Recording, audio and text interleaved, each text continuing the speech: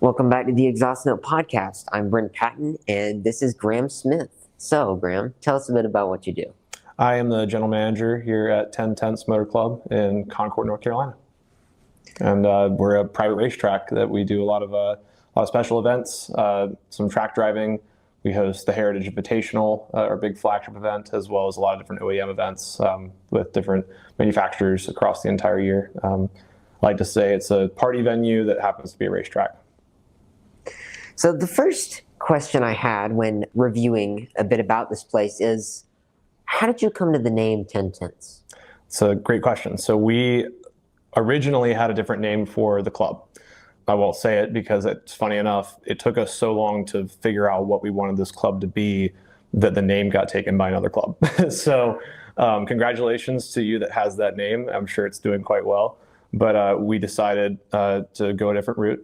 My dad came through one day with a napkin that he had drawn this logo on, and it was the 1010s logo that's on my hat if I'm wearing the right hat. He just drew it out, and the idea was just to create like the racing number with the logo in the center.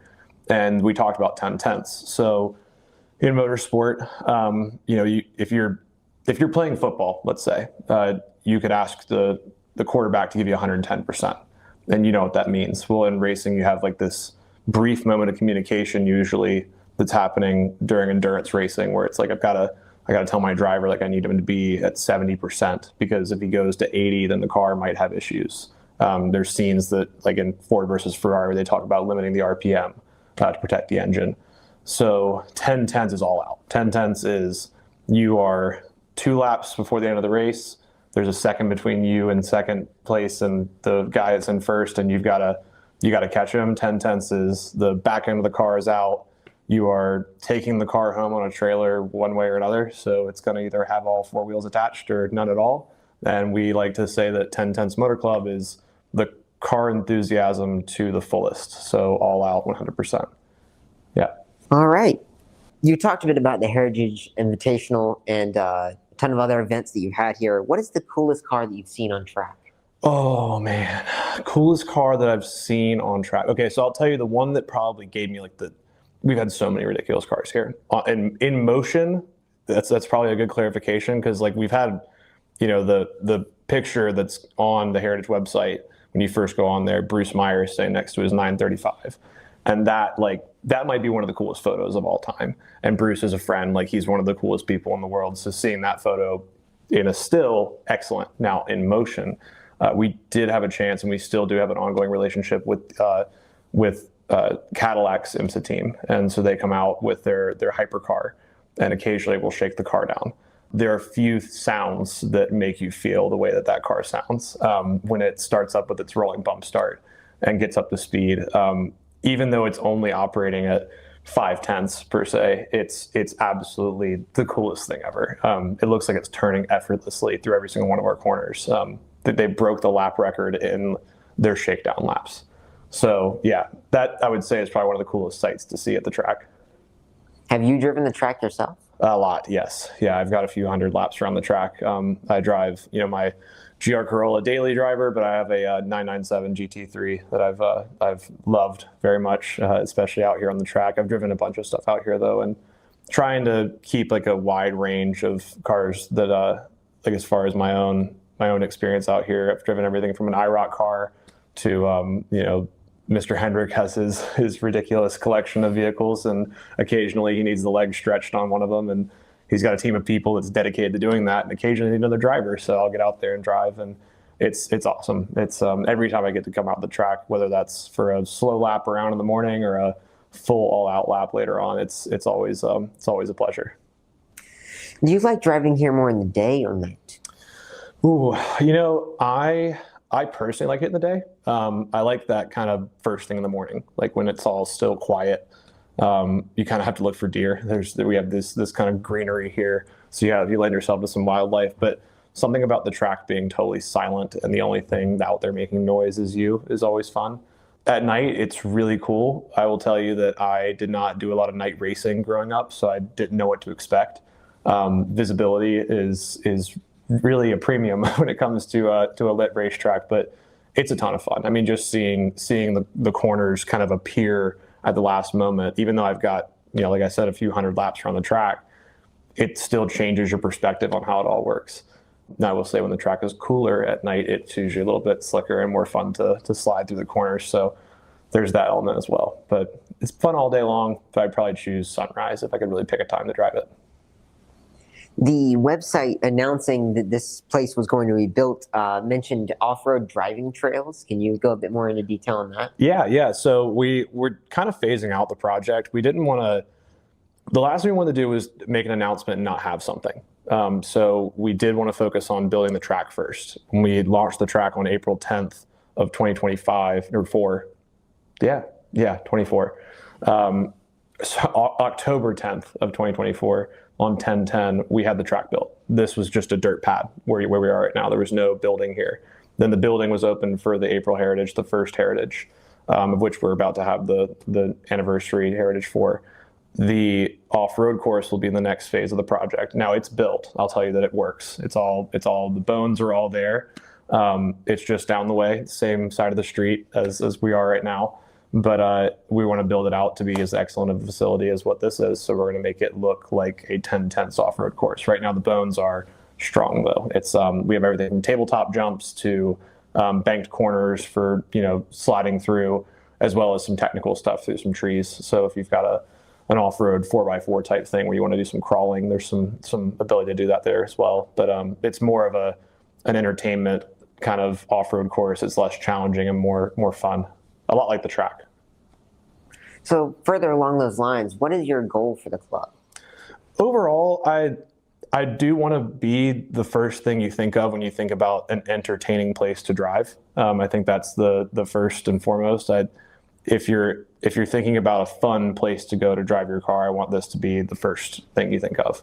But when it comes to membership, we have a lot to do on that front. There's we recently made an announcement that we're going to be inviting members soon, and that's the way we're gonna pick people, is to send invitations out a little bit more old school. We like the idea of it being a get to know you process more than a fill out an application and get sorted into a bucket kind of process. So I look forward to that. But I think in a combination of having members that support the track, really cool events to make the track well known to the public, and then getting involved with more partners. I mean, I love getting a chance to work with OEMs like Ferrari and Porsche and McLaren.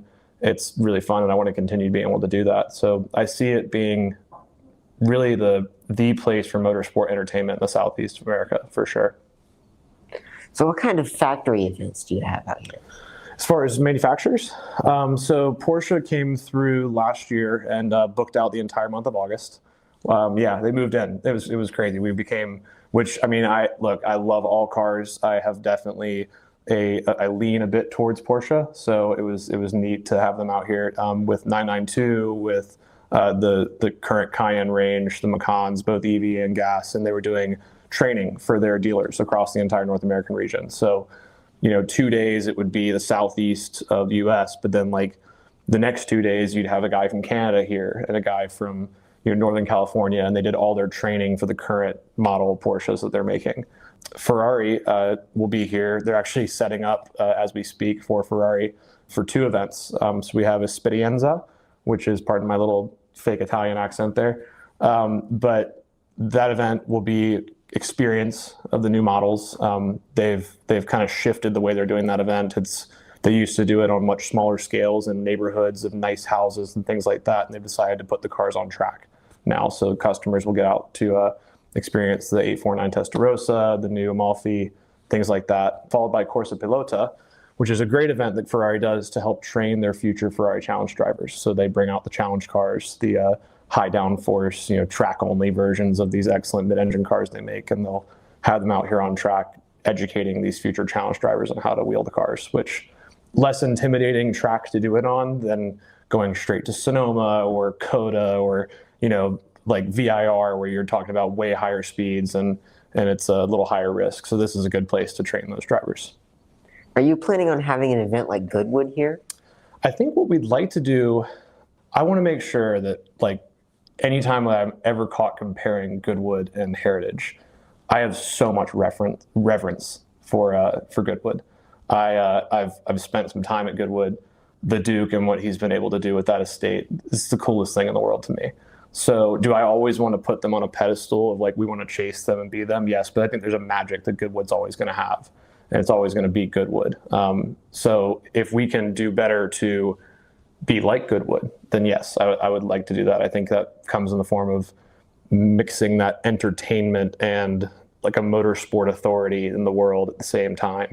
So yeah, I'd say that Heritage we'd like to grow that into our own version of Goodwood, but I always with it in mind that Goodwood is the North Star when it comes to an event like that. It's truly the best. How would you say 10 Tenths compares to other similar tracks? I'd say we're very similar. I'd say that a lot of these tracks operate in a way that, you know, you have the fun element, you have the membership element, and then you have these kind of third-party events. We definitely want to focus on putting on excellent events here and less on casting a large net for members as much as, you know, we might be pickier about the members that are going to be here, but that smaller number and that closer knit group of people allows us to continue to do things like Heritage and other events that we want to book the track out to be. So we want to have high quality programming here. When you look at another track, not to say that these tracks don't already have that, but I think we want to make that our main focus, and the facility. We want the facility to be excellent in comparison, which is tough because I mean I've been visited some of these places. They are incredible. One that comes to mind, I'll give them a shout out. I mean, Flat Rock, that track is like nothing I've ever seen. I mean, when you plant a track in the mountains of Tennessee and you use the way that track is built into the actual mountain, it's amazing. These drops that you can have and things like that, it feels like going down the corkscrew. But I think that every one of them has their own piece that kind of brings everybody to the table. The way I see 10 Tenths is when you have my family's experience with the motorsport tracks and the facilities, and Mr. Hendrick's experience with the cars and the motors, the actual racing piece.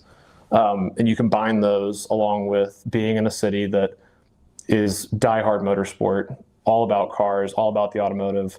I think we're going to play that Heritage play, not to make a pun, but truly we have this motorsport history in North Carolina that hopefully we can tie ourselves to with 10 Tenths. I think we already have with what we're doing with Heritage, but that's something I think really is our strength. How was the track itself designed? The track was designed by Alexander Vers. He and his father. It's a track designing business that they've done some Formula One tracks. They've done they competed. Alex actually drove in Le Mans, and I believe he had great success there as well. But they designed the course. The idea was similar mindset to what Flat Rock did, where we noticed this piece of land had a lot of ebbs and flows and ups and downs, and how do we play into that without constructing our own. We want to let the land like really speak for what it is. So Alex came in, we put down a preliminary design. We took the track from dirt and then brought in a lot of people to see the track while it was still dirt before we ever paved a single piece of asphalt. So Jeff Gordon, for instance, being heavily involved with the project because of his relationship with Hendrick, but also being a great friend of ours, he came out in a side-by-side, like a 4x4 with my dad and drove the track. Actually gave us some really good feedback on the banked corner that exists over there on the backside. Originally, it was going to be a much steeper corner. Alex had some very large ideas on like how this track should, like how that corner should be like super banked in this big bowl. And the moment that Jeff drove it, he said, if you do not decrease the banking in this corner, people are going to die. And so having someone's feedback that is actually going to drive a car to its absolute limit on the track was really how we got a lot of what we got done. I can only drive so fast. I'm not a professional race car driver. My dad's not either. We enjoy driving on the track, but if you need to know what is this going to be like with the fastest person out there, we were thankful to be able to call upon a bunch of friends that do drive on a professional basis and were able to give us a lot of feedback on the course.